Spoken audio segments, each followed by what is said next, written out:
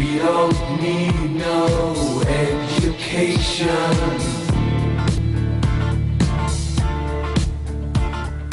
We don't need no thought control. Danas ćemo raditi sad gramatike.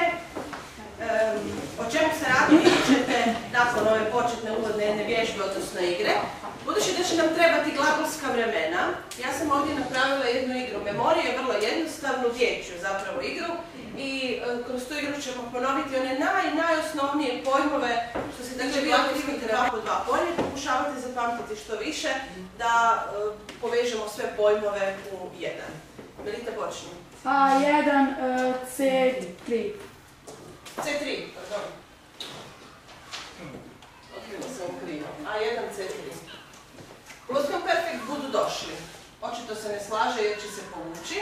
Zara? B2 i D2. B2 i? D2. Present perfect. A4, D3. D3. Šta? Martina? B3, C2. Nije. Melita?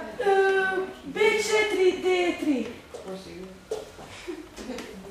Lucija? C3, A4. Budu došli prošlo vrijeme. Nikako vam ne ide. Tara? C1, D3. Točno. Idemo dalje. Karlo? D2, D2 i A4. Perfekt, prošlo vrijeme. Bravo, Karlo. Drugi par je spojen. Idemo dalje. Hoćeš, Martina? C2, C4. Nije. A sad ste već sva polja pomalo otkrili pa biste mogli razmisliti. Filipe? A1, C4. A1 i C4. Bravo, Filipe. Pred prošlo vrijeme ili pluskvamperfekt. Ivane? B2 i Nije. Nives? B2 i C2. Bravo. Present je dakle sadašnje vrijeme. Idemo dalje. B1, B3, 2A. A2. Prošlo svršeno vrijeme. Bravo, Melita. Pogodila si. Idemo dalje. B1, C3.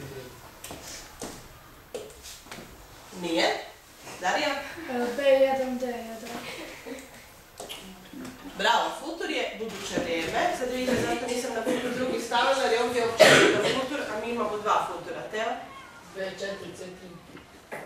B4, prošlo nesvršeno, budu došli. Nije. Ivane? C3, D4. Budu došli imperfekt. Nije. Martina? A3, A4. C3, C4. Martina? C4. B4. Nije.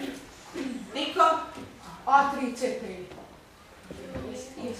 Futur drugi budu došli i ovo je najteži, jel? B4, B4. Dakle, prošlo nesvršeno.